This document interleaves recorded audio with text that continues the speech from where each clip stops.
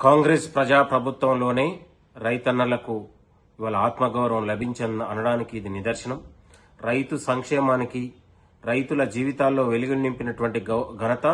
గౌరవ ముఖ్యమంత్రి రేవంత్ రెడ్డి గారి నాయకత్వంలో ప్రజాపాలన అనే విషయాన్ని మరొకసారి గుర్తు చేస్తూ, నిన్ననే రైతన్నలకు మరొకసారి రైతు భరోసా 9,000 కోట్లతోని 75 లక్షల మంది రైతుల జీవితాల్లో